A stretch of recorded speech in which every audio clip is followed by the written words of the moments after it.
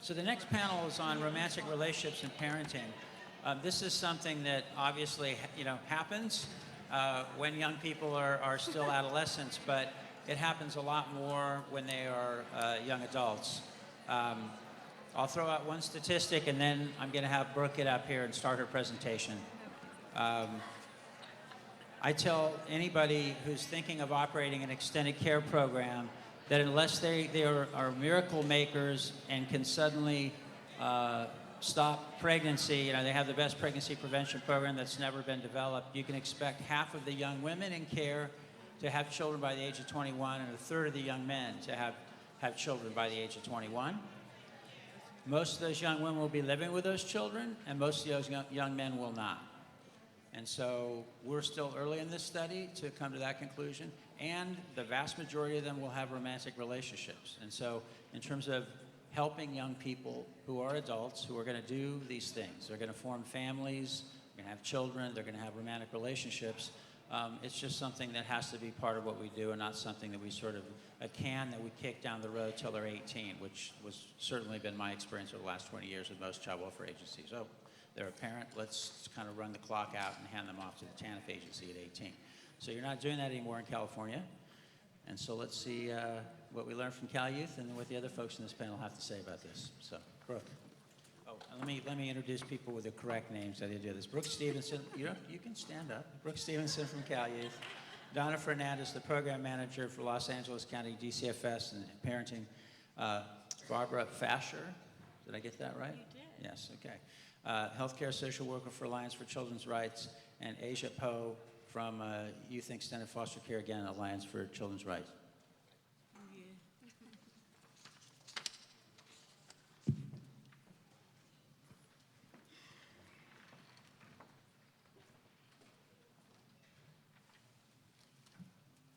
Good afternoon, everybody. My name is Brooke. I'm a research assistant on the CalYouth study, as well as a graduate student pursuing my MSW. So I'm really, really thankful to be here with all of you today, just to be in a room of people that are dedicated to supporting those in the foster care system, and I'm excited to get started on some of this stuff. So today we'll be discussing pregnancy, parenting, and romantic relationships among the 19-year-olds in the CalYouth study. In this wave of the study, we asked a substantial amount of questions in these areas, and more so than the baseline interview, so that we could expand our understanding of youth in these areas. And as previously mentioned by some of the other researchers, I'll be pointing to overall findings, and then any differences between gender status, in-care and out-of-care status, and race and ethnicity differences. All right, so first let's take a look at histories of pregnancy among females in our sample. So about half of the females reported ever being pregnant at this wave of the study. And about 1/4 of females reported that they had ever given birth. We did see an in-care and out-of-care status difference in this category of ever being pregnant.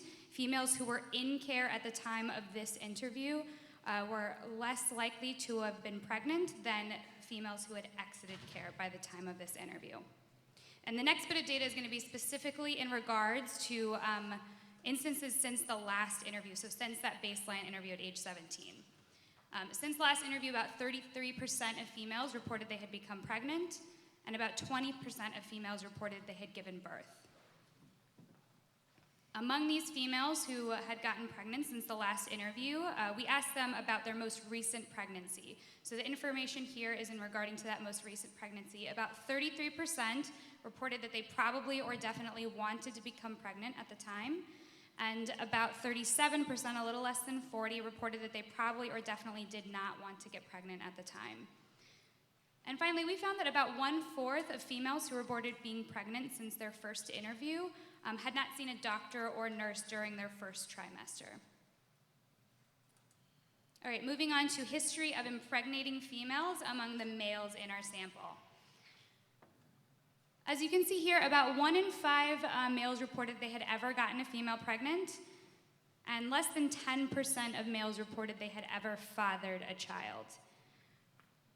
Similarly, moving on to information specifically about males since the last interview, About 13% of males reported they had gotten a female pregnant, and 7% of males reported that they had fathered a child who was born.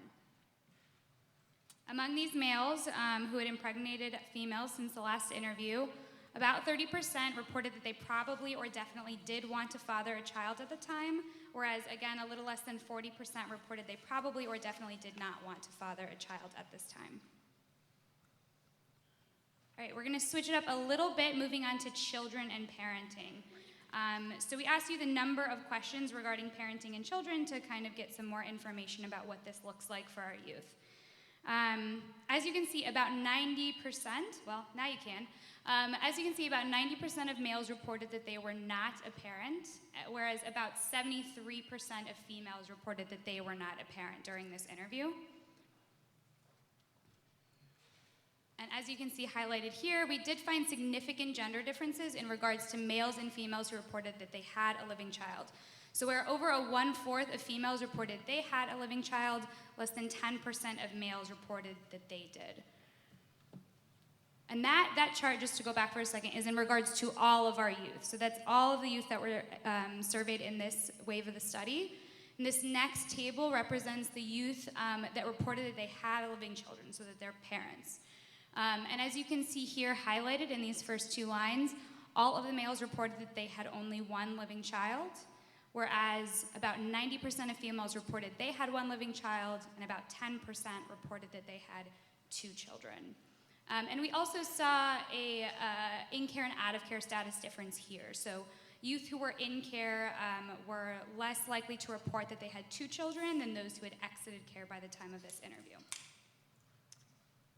Moving on to living arrangements. So we also wanted to know among the parents who's living with their children, or what is the living arrangement of the child.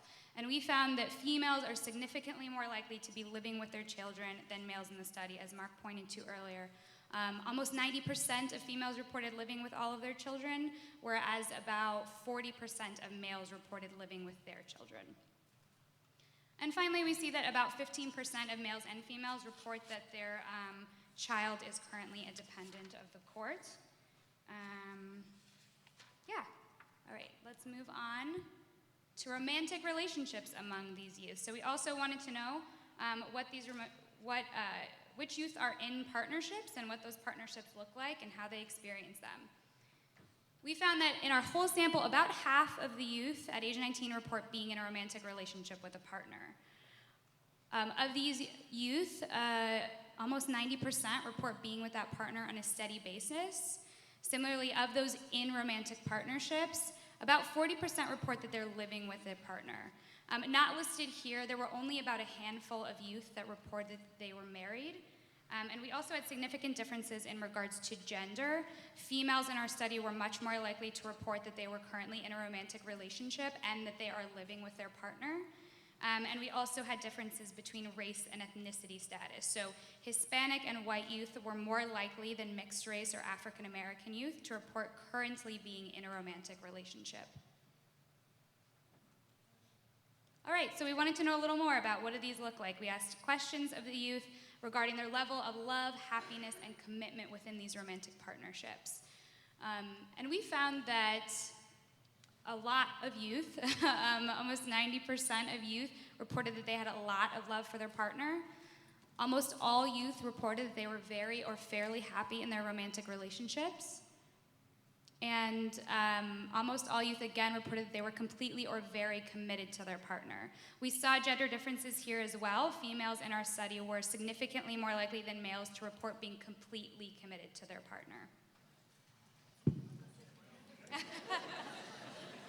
I won't make any comments on that.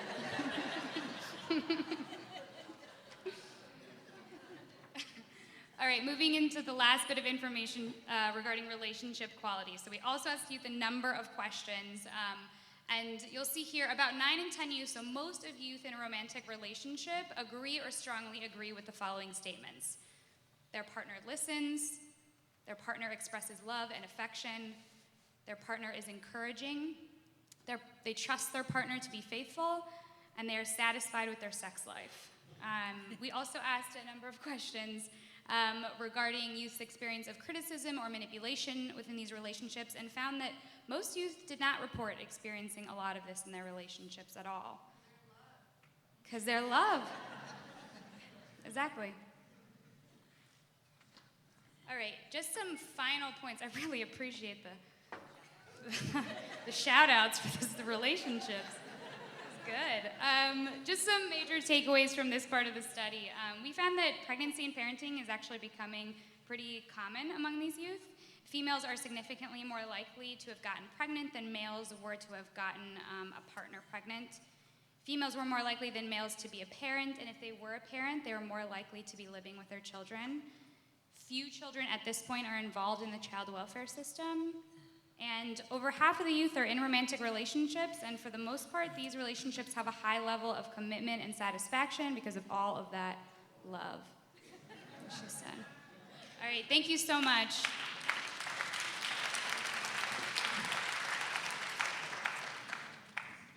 Good afternoon. My name is Barbara Facher, and I am a social worker at the Alliance for Children's Rights. For too many years to say, I've been working with what we now call expectant and parenting youth, rather than pregnant and parenting teens, to include teen dads and also those who are not yet teens. So we're really trying, but excuse me if I also say PPTs. Yeah, and, I'm gonna say PPT.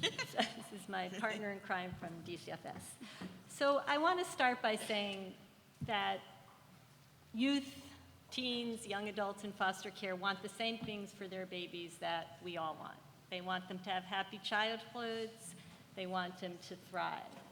And because of that, and because we know, and actually that statistic was surprising, that there are studies that show that chances that a baby born to a youth in foster care will themselves spend some time in foster care is 2.5 times higher than for young people in the general population. So I have seen, and I think others who work with this population hopefully will validate this, that there is really a moment of opportunity when these youth become pregnant and become parents because of their desire to want their kids to succeed. There is this moment of opportunity where they are open to services they might not have been open to before, or more motivated. We talked about motivation before in terms of education.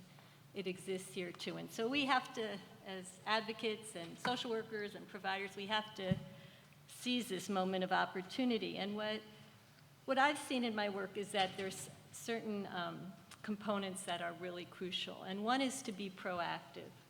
Anybody who's a parent knows that your life changes in very dramatic ways. As I said in my Mother's Day greetings to friends, here's to the joys and challenges of motherhood, and that's true for any parent. And if you're not proactive, you have a youth calling their social worker 3 weeks before their due date to say they can't stay in their placement because they can't stay there with the baby, or you have a minor's attorney or social worker find out that the youth hasn't been in school since she gave birth 8 months ago because she doesn't have childcare. So we really need to be proactive.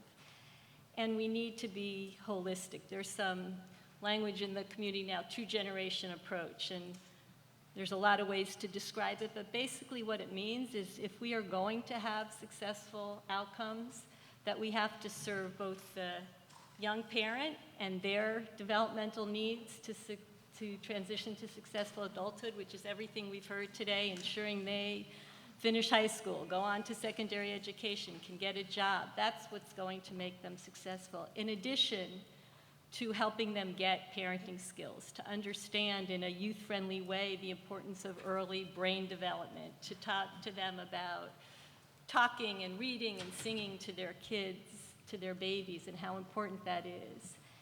And parenting classes, although there's very mixed data about the effectiveness of traditional parenting classes, particularly for teens, but however we communicate that information, we have a really innovative partnership with a group called the Alliance of Moms who've conducted these amazing workshops where they've talked about this early brain development in ways that youth can really grasp.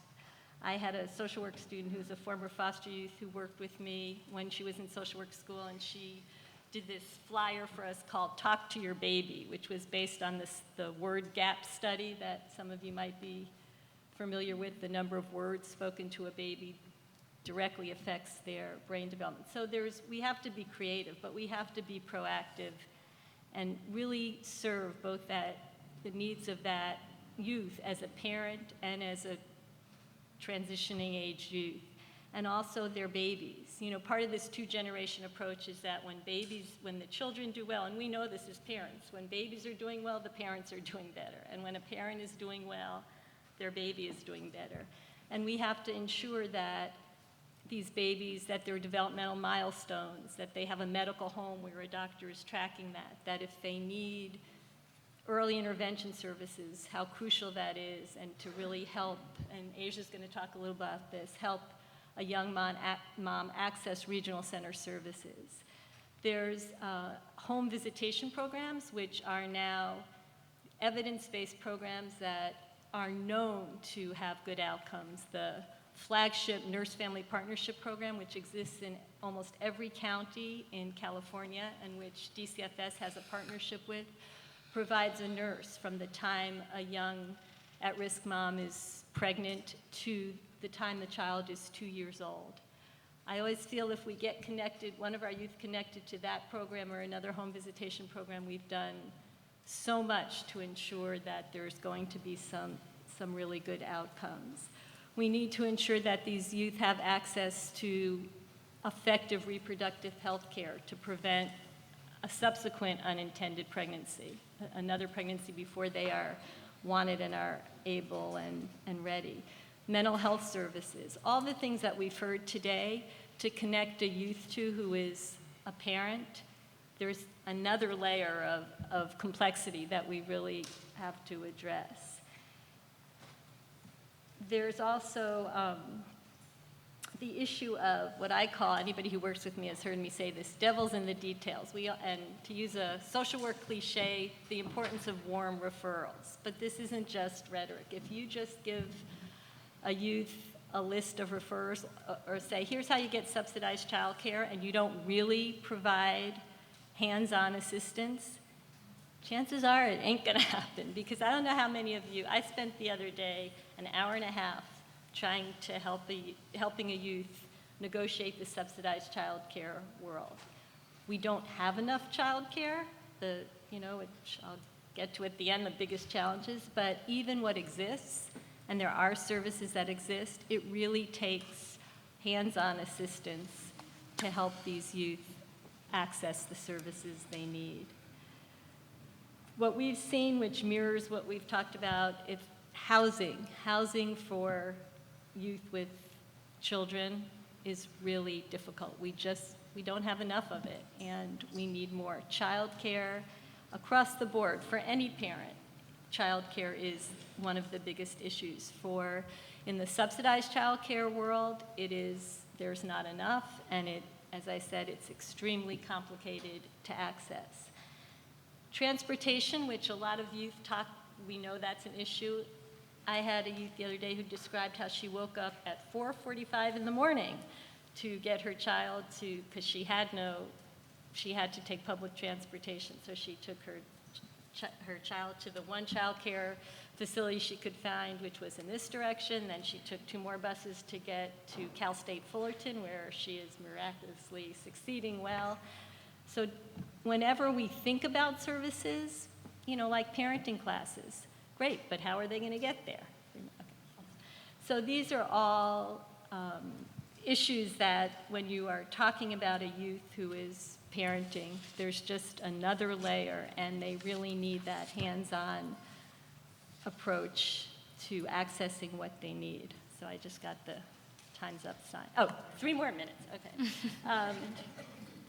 So I wanted to talk really briefly about how we've addressed how to really work with youth in LA County and be able to do all this. We used to call them pregnant parenting teen conferences. Now we're calling them expectant and parenting youth conferences.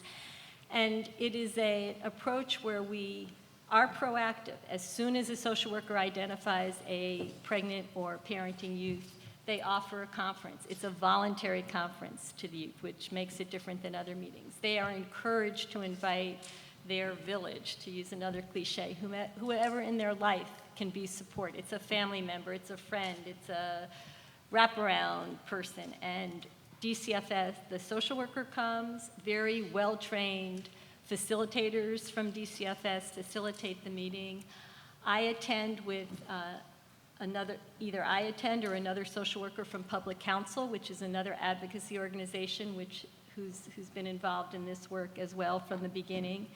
And sometimes the minor's attorney investigator attends. The idea is to bring together people to look at the strengths and challenges of each individual youth, what they need, anything from the home visitation program to a crib for the baby, to getting back into school, to being connected to the Opportunity Youth Collaborative for employment.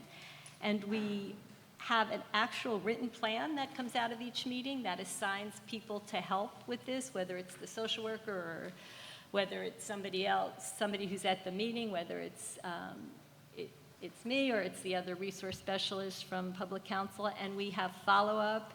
And it's not perfect, but it has really made a difference. We've seen youth get connected to the resources they need. There's this follow-up. We need to expand this type of support for youth, but it's a model that incorporates being proactive, really identifying the needs holistically, and trying to provide the hands-on support.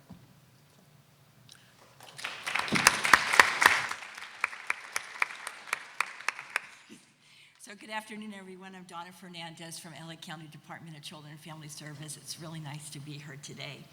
Barbara highlighted the strong collaboration that exists between our department, the child advocates, and others to address the needs of EPY youth, as well as the challenges and recommendations, and I agree with her comments. I would like to present some comments on our efforts underway in the county to address pregnancy and STI prevention, and I also will provide some comments on the data presented by Brooke. First, let me comment that DCFS has implemented two methods to track pregnant youth. One is to record in the CWCMS Special Projects page the referrals of a pregnant youth at the time that the PHN, public health nurse who works with the CSW, makes a referral for home visitation. The other method is through a DCFS countywide pregnant youth questionnaire implemented 3 times a year that's completed by the CSW as a formal department assignment. We are committed in the department to continue to identify and explore other opportunities to identify pregnant teens at the earliest point in time. And we're looking at it as a possible way to replace the implementation of the DCFS countywide pregnant teen questionnaire because of the workload impact it presents. We're also tracking parenting teens through the CWCMS client relationship field screen on CWCMS and also the infant supplement payments. Some of you may be aware that the California Department of Social Services recently released an all-county letter last month on tracking pregnant parenting teens, which we currently reviewing for implementation. As noted by Brooke, slide 2 highlights the high rate of pregnancy of youth in foster care, specifically between the first interview at age 17 and the second interview at age 19, 33% of female youth had become pregnant. Of these youth, 37% reported not wanting to get pregnant. DCFS is addressing the high rate of pregnancy noted in this study from various angles. We're making birth control, including long-acting reversible contraception, or LARC as it is referred to, available at the medical hubs. Now, the medical hubs are a partnership between DCFS and our Department of Health Services, and we have one hub at CHLA to meet the healthcare needs of DCFS served youth. So birth control services are available at the medical hubs for youth, including AB12 youth. 4 medical hubs now provide LARC, and birth control services are available at all 7 medical hubs. We're also exploring a policy revision wherein all youth age 17 transitioning out of care or into AB12 would be seen at one of the medical hubs for health care, including discussion of contraception. Our policy on youth and reproductive health highlights the fact that that a youth has the right to make her own decisions if she becomes pregnant, including terminating the pregnancy, continuing with the pregnancy, and keeping the child or giving up the child for adoption. Misconceptions continue to persist in our department that CSWs cannot help youth regarding obtaining an abortion. This actually is youth can, our workers can help youth, and this is stated in our policy. And towards reminding our staff of the rights of youth in regards to pregnancy, and the roles and responsibility of the CSWs and public health nurses, we periodically send out reminders of our DCFS policy and provide guidance on how to proceed when pregnancy becomes known. Let's see, Barbara spoke about the PPT conferences. This is another resource whereby all available options for the youth are considered when there's a need for this. DCFS is also wanting to increase the comfort level of CSWs and their supervisors and public health nurses and public health nurse supervisors and life coaches in regards to talking to youth about sexual health matters. We've implemented a sexual health conversations training that's mandated for our staff. It was implemented last year, and so far we've trained about 800 staff. Again, the goal is to increase the comfort level of our staff to talk to youth about sexual health matters, including resources for birth control. There's a handful of great resource tools that are given as staff walk away from the training, including how to promote caregivers working with youth around pregnancy prevention and STI prevention. Let's see. DCFS is collaborating with a researcher from the Seattle Children's Research Institute in Washington State to establish a training curriculum for caregivers to help reduce unwanted pregnancies and STIs. And I think we have to recognize at CSW that caregivers are a powerful link to help youth around pregnancy prevention and STI prevention. These programs and initiatives contribute positively to the reported problem on slide 2 that 24% of pregnant youth are not seen by a doctor in the first trimester. Let's see. Slide 3 highlights that males also need to be provided with education and resources. Males are equally in need of guidance, assistance, and linkage to services. In our pregnancy prevention efforts, equal emphasis is on services to and resources for male, and DCFS policy addresses the needs of parenting fathers. Let's see. The data in slide 4 indicates that a greater proportion of youth who exited foster care had a second child than those who remained in foster care. And we're hopeful that a conclusion can be drawn that youth in foster care are provided more resources and support to avoid a second pregnancy early in life. Whenever possible, we refer to the pregnant youth to the Nurse Family Partnership Program that has one of its effect, fewer subsequent pregnancies.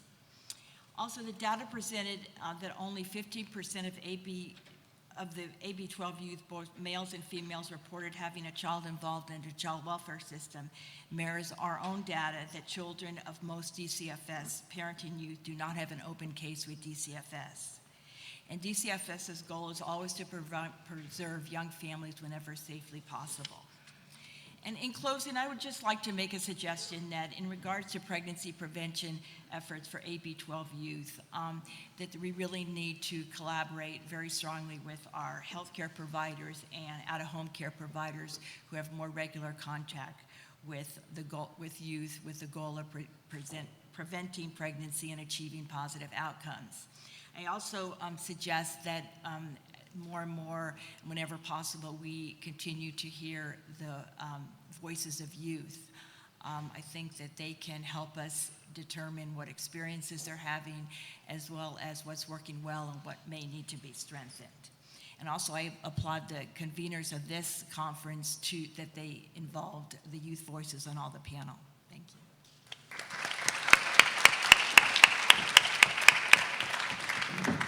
Hello, my name is Asia Powe. I'm 20 years old, and I have a 2-year-old son.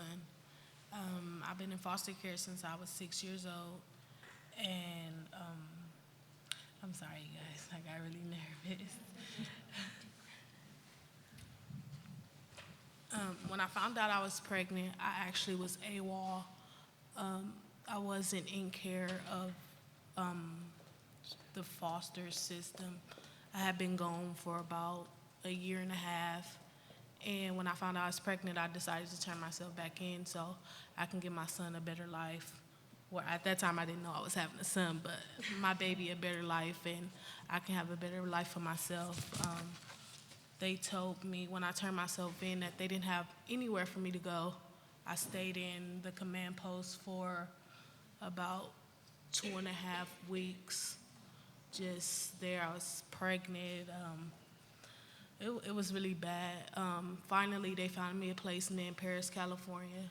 I stayed there for a year and a half. I had my son there. It was a placement for the mother and the baby. A lot of stuff that I never thought I would go through in my whole life. I had to sacrifice because I wanted to keep my baby with me. I felt like if I would have left again and sacrificed my placement, they would have took my son from me. I left there and went into a transitional living program plus foster care, THP plus. And I stayed there for about 4 months until they called CPS on me 3 different times. They found it substantiated. They never found anything to be wrong. But I ended up leaving because I didn't trust them. I felt like if you guys can call CPS on me and stuff, I couldn't trust them. I moved back to LA, and I stayed with my grandma in the SILK program, and I had a lot of hardships and a lot of up and downs, and a lot of sad things happened to me. But one of the things I found out was my social worker, he didn't know about a lot of stuff and a lot of programs and a lot of resources and stuff that I could have got. And that's when I met Barbara. And at that time, my son was about 1.5. He couldn't speak. He didn't speak any words. He didn't say anything. He would just look at you and stuff. So his doctor told me to go to the regional center and get him help so he can build his speech up and so he can speak more words. I never heard of the regional center. I didn't know what the regional center was. I didn't know where I could find the services or anything. When I met Barbara, they let me know that they could help me and that basically everything was gonna be okay, because once I moved back to LA, I basically was on my own. I didn't have help from anybody. I had to find my own child care. I had to check myself into school, and I wasn't used to that. I had to do a lot of growing up in a little bit of time. And one of the other things that I had a really hard time with was me and my social worker. We didn't have a good relationship. We didn't have a good rapport. We butted heads a lot. Just all around, just bad. But as I met new people and came in contact with new people and had an open mind to a lot of stuff, I figured out that I wasn't in it by myself and that there were actually people here to help me. And I didn't have to be this hard shell, and I didn't have to not talk to people and open up, because now my son, he's speaking more and more and more every day. He's speaking more and more every day, and he's in school. I'm back in school. He has child care and things like that. One of the things I think parenting foster youth deal with is not having anybody there for them. A lot of times I was depressed. I felt alone. I didn't have nobody to talk to. His father wasn't there, so I didn't have anybody to turn to help me. But I guess when things hit rock bottom and I realized that I was living for him now and not only myself, I had to basically get it together. Like it was no more just me. But I thank the Alliance for Children for helping me with the resources that they did, because I didn't know how to get him. I didn't know where to go. I didn't know who to call on. I didn't know anything. But when I had that meeting, they opened my eyes to a lot of stuff and a lot of different people that I could meet and stuff like that. Let's see.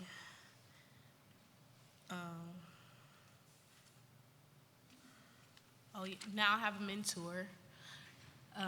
She helps me a lot of different things. Oh, one other point I have to make. When I was in transitional living and when I was in a group home, when I had my baby, a lot of things that I was told I had to do them. Like, if you don't do this, if you don't do that, like basically I would get in trouble for it. And I felt like it was my son, and I felt like the experiences, I should experience them on my own. I shouldn't have anybody on my head telling me what to do. Or I understand that, people want to help you and don't want to see you do wrong, but I think a lot of stuff that I was told to do, I think I should have experienced it by myself. I shouldn't have had to do it because they already been through it, or because they think that's what they're supposed to do. A lot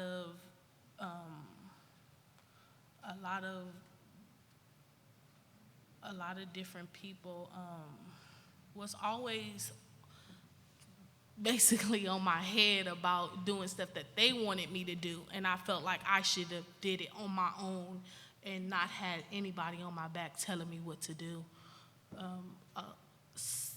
A lot of the transitional living programs, they are helpful, but a lot of them, they get these foster kids and these kids that's very confused and they don't know what to do, and they're telling these kids that we're here to help you, but there's no actual help. A lot of stuff I had to do was on my own. I didn't have any help from anybody. I was just there. And like you guys said earlier about the foster kids having therapists and people walking in and out of their lives, I've been in foster care since I was 6 years old. I've been in more than 20 foster homes and group homes, back and forth, back and forth, back and forth. I've never been settled and just in one place, but it was really hard for me because I did trust a lot of people, and then once they let me down, I put this guard up. I didn't want to talk to anybody. I didn't want to have nothing to do with anybody because I felt like once they came, it was a job for them. Once the job was done, it was over. That was it. And I feel like I have a lot of different friends that are in foster care and deal with the same situations I have, and a lot of them I tend to see they don't know resources. They don't know how to get resources. They don't know what's going on. They don't know what's out there for them. I think the social worker's job is to let the kids know what's going on and what they can be able to get and what's there for them, because a lot of them are confused. A lot of them do have a lot of issues, and a lot of them do need help, but if you take the time and sit down and listen to them, you probably will get them and understand what they're going through.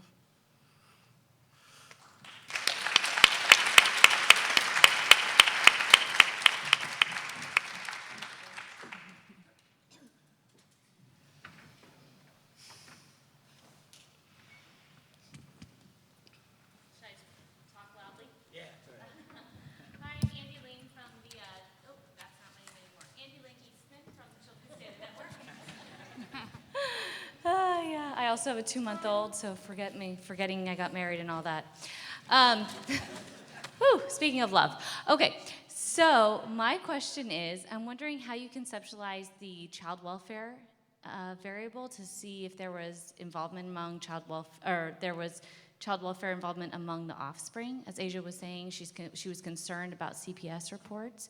Were you looking at CPS reports, or were you looking at placement in foster care? No? Yeah, the only thing we asked about, as I recall, we basically were asking about your children, and then we say, is your child in custody? And Okay, so again, not a we're report. We're not looking at just, an investigation or anything like that. I mean, I'd be more inclined to use administrative data to do that. Okay. But, yeah, so we just know, and it's 15%. The percentage is, there's a big confidence interval on that percentage, since it's 3 of the children of the young man, I think 13 young women. So it's relatively low, but definitely higher than in the general population, right? Hello, good afternoon, everybody. I particularly enjoyed this segment, and I want to thank you, Asia, for being so open. My name is Hope Briggs. I'm with Divinity Prophet, and we don't service a lot of youth that are parenting or that have children, so it's not like we have a lot of experience in this area, but what we've been noticing is it's a bit of a struggle. And like you said, you actually left because you were concerned about the CPS element.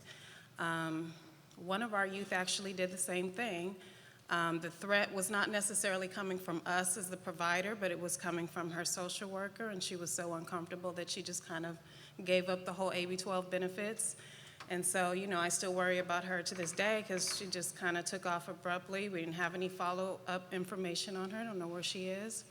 The other youth is right now under review from CPS. And coincidentally, both situations are kind of tied to a domestic violence situation. So it's not like neglect or anything of that nature, but it was so interesting to me because, they reported being so happy and all this love and, but the relationships that we're seeing are struggling.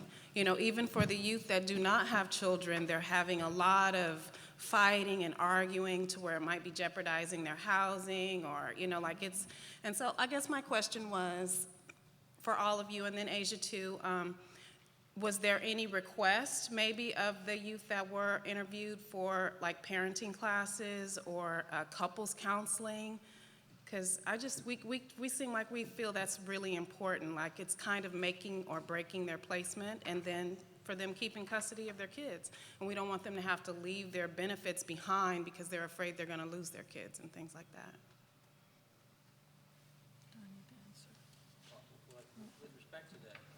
Hello? Yeah. With respect to the survey items, we didn't ask young people, do you think you could benefit from couples counseling or something? I think that's on our list of things we might ask next time around. It's always a tricky business. These interviews go over an hour and a half long. And so, the trade-off is what do you learn, what you don't learn. I think we focused on their responses around the nature of the relationship. We didn't get into what I've done in my other studies, like administer the conflict tactics scale. Like, do you fight? Do you have, are you belittled by your partner? Have you been struck by your partner? We will do that. We'll do some version of that at age 21. Frankly, we were surprised by the high percentage of young people. I mean, it said they're in a steady relationship. That's actually higher than what I've observed in earlier studies, right? So, but yeah, I think we'll get into some of those experiences a bit more at age 21 than we did this time, so we can drop some questions about extended care.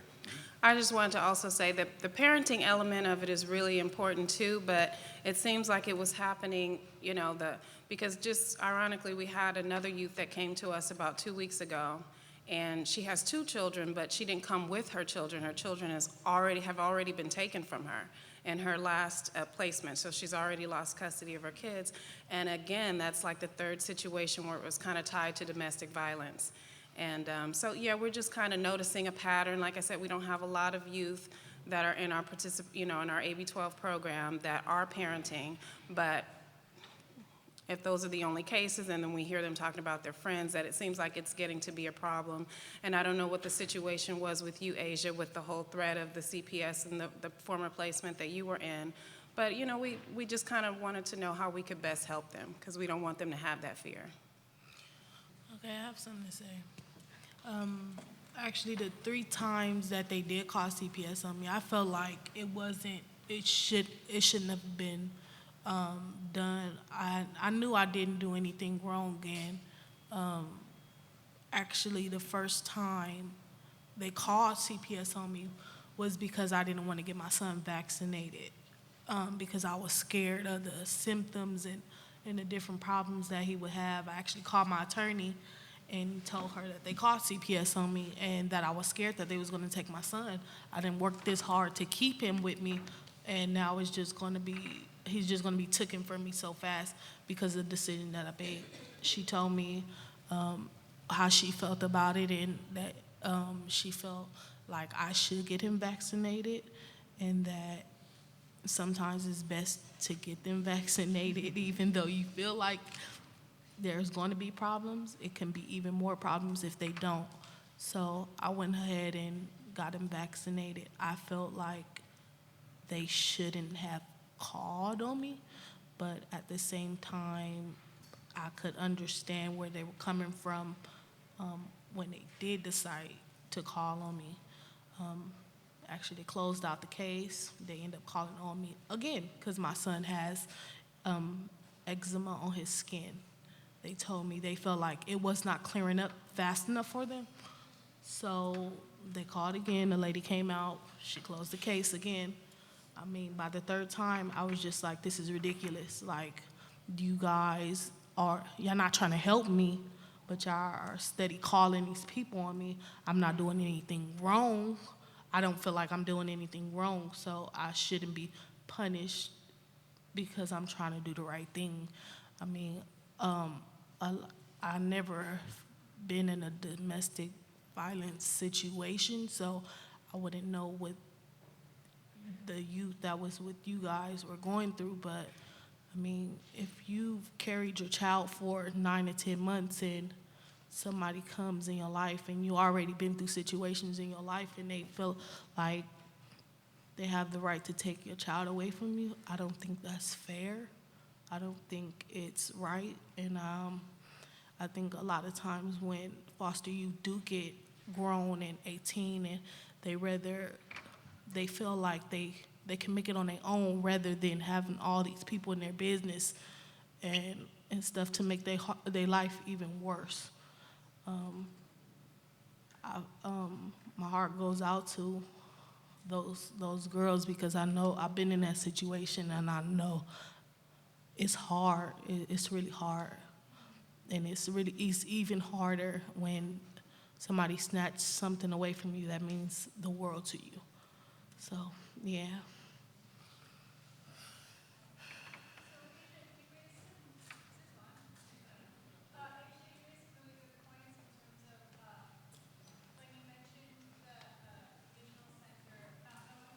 Center. Oh, there we are. Hi.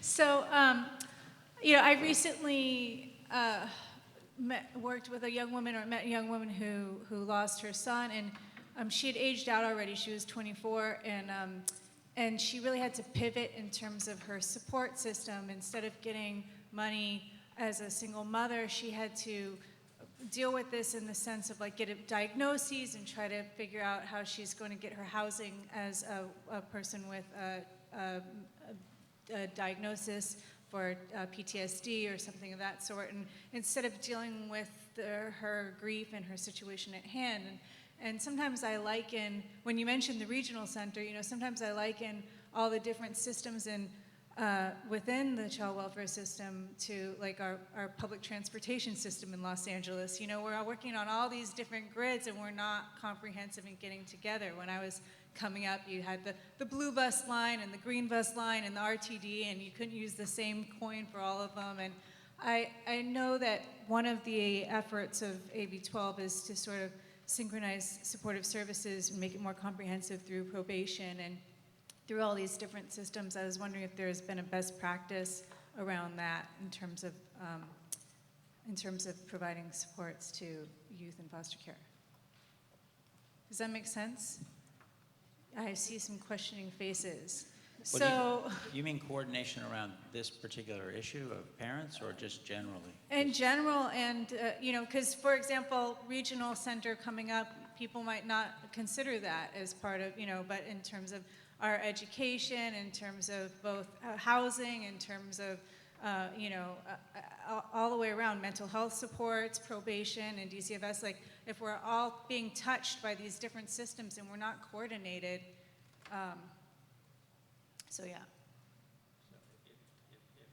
If any of these folks want to answer the sort of big question around coordination, we do have a last session that's focused on the kind of bringing it back together. Yeah. Okay, and then I just have one smaller question, which was raised when I was listening to Asia, which unfortunately I think single mothers in your situation are more vulnerable to going to these other unlicensed facilities, and because of fear of interference with CPS or being told what to do after your whole life being sort of told what to do. And I just wanted to know if you felt that was the case as well.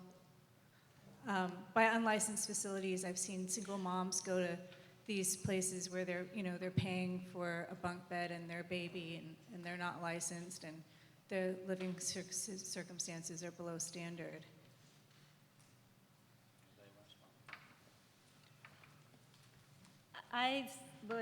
Just to reiterate what I said, housing is a huge issue for, as we've heard, for all foster youth, particularly for finding placements for youth with children. So we've had people at our door at the Alliance who are pregnant and homeless, with a baby and homeless. We're all here trying to find those placements. It's something that, we address in our office all the time, we address at the conferences.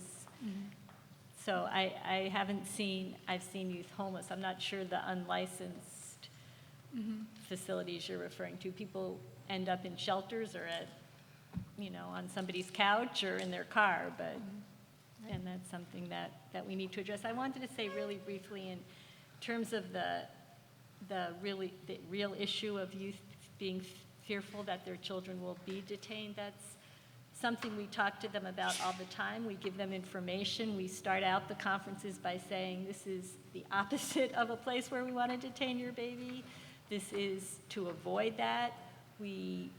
Public Council has a great brochure on youth in foster care. We talk to them about what is cause for detaining their baby and what is not, and we spend a lot of effort reassuring them that the purpose of this conference, the purposes of the services we're providing, is to prevent that detention. So it's both a real issue, but I think confronting that issue head on with youth and acknowledging that real fear is very important to do.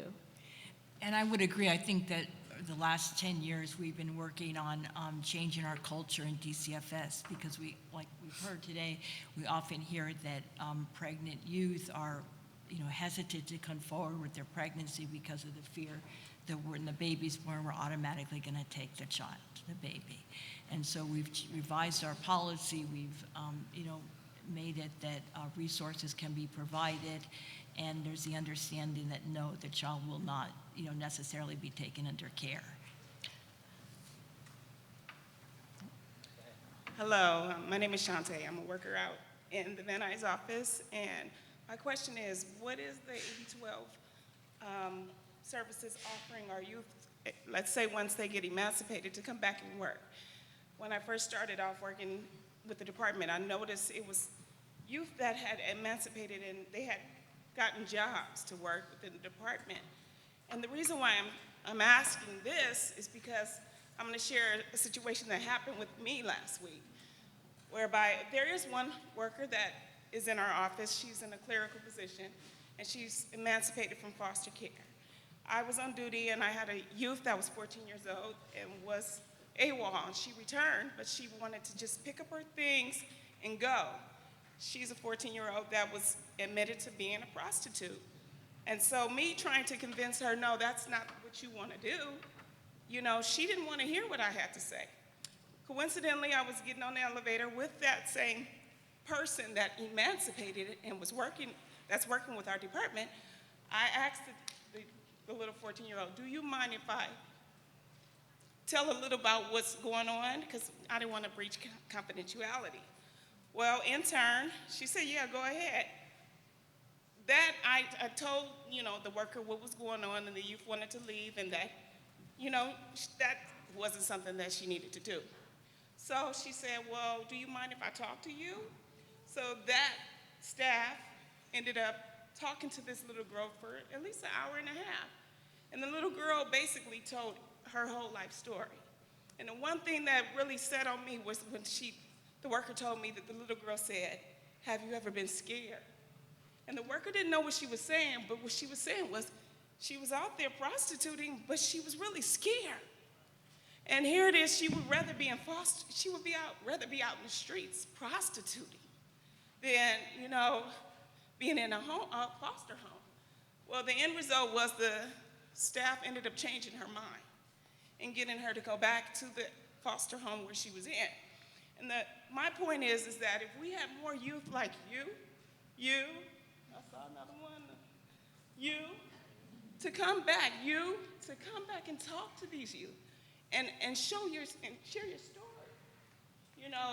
That made a difference to the little girl. And I just would like to see more of you guys being hired. It'll show them that, look, I do serve a purpose. I don't know how that works, how they can be hired, if it goes through independent living, that project or whatever, but you guys serve a purpose for us too. Your stories help. So that's what I would like to see. We have the PIP, where we have the parents that have had open cases and have, got reunified with their kids. We need an organization like you guys to come together and help those youth that are struggling and rebelling and not wanting to be in foster care, to tell them, look, there's a light at the end of this tunnel. So that's all I'm saying. Thank you. I appreciate you.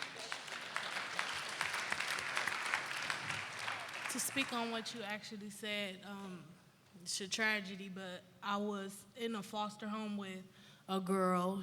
We was 13 years old, and she was prostituting. I think she did it because that's what she was used to. The foster home that we was in, it wasn't something she was used to.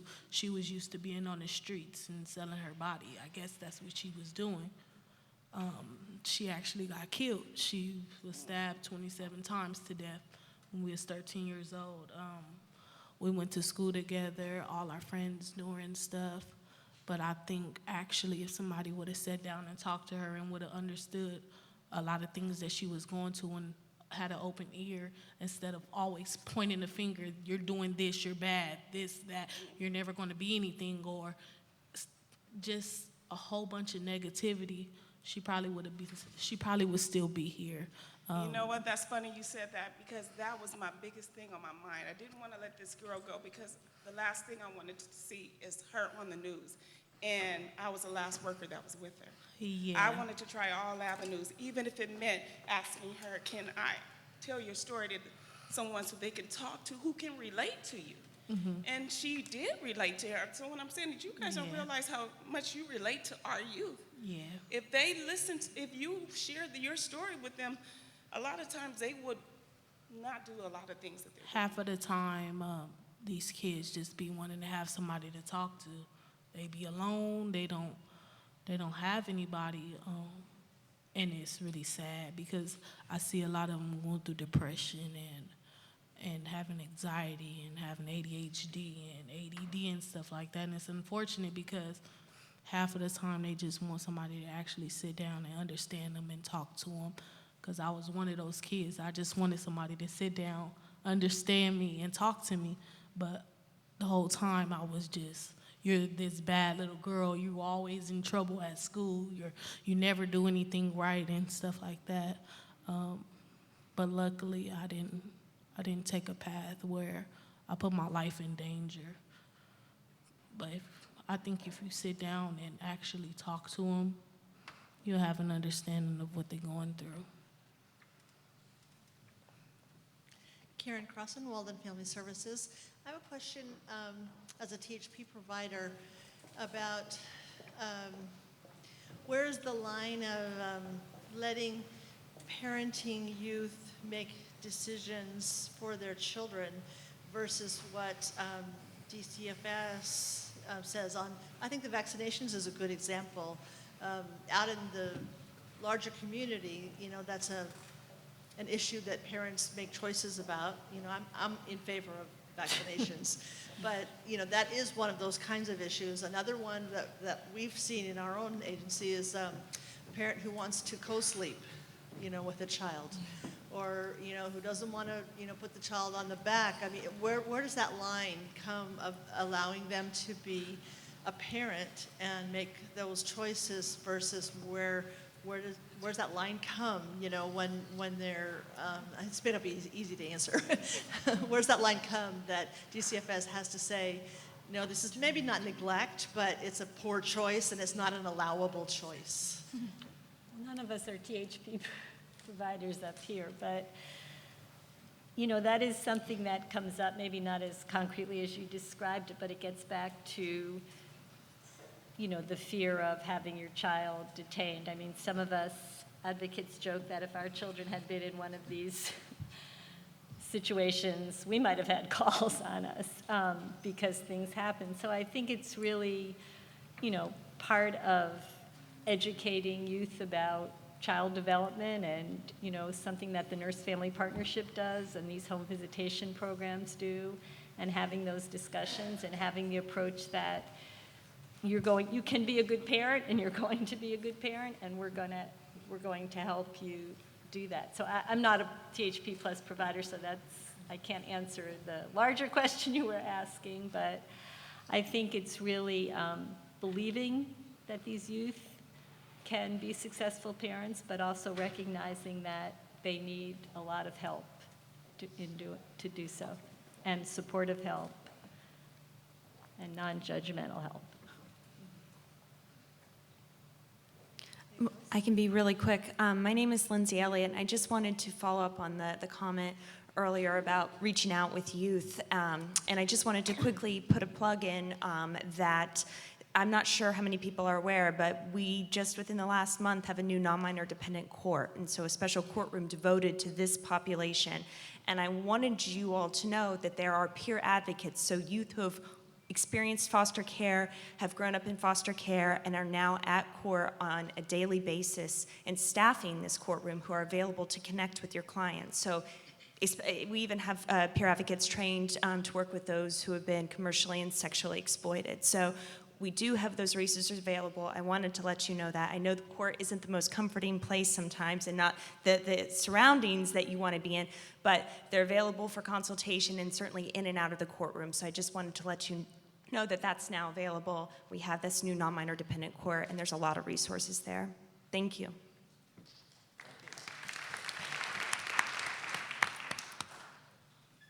Hi, my name is William.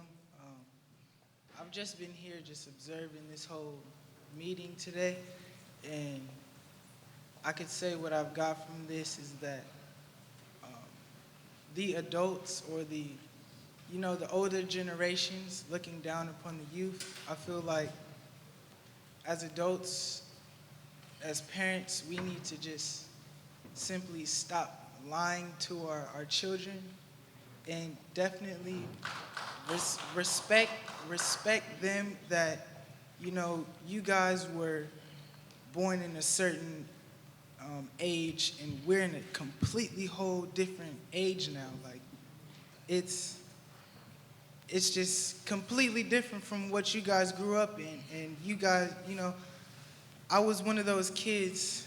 I mean, I'm only 18, but I was one of those kids that I isolated myself because my parents did not understand where I was coming from. And I feel like it's our job as adults and parents to literally raise our prophetic voice to our youth and uplift them. And if we don't, we're going to just crash.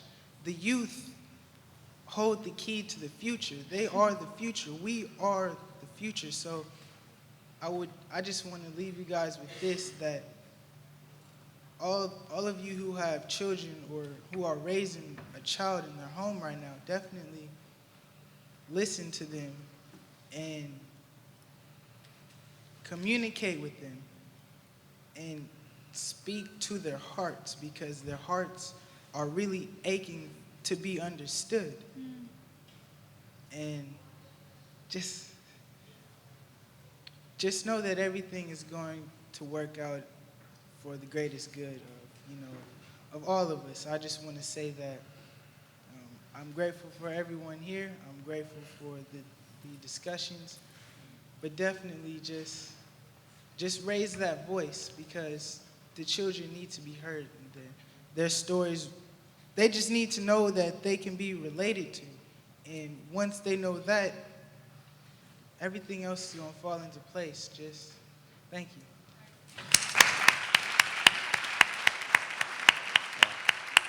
So, you have a statement if it's a question? It's just Really? a statement. Okay, go ahead. I just really quick, just wanted to make a quick, just wanted to make a, quick plug about just some of the terminology around kind of CSEC.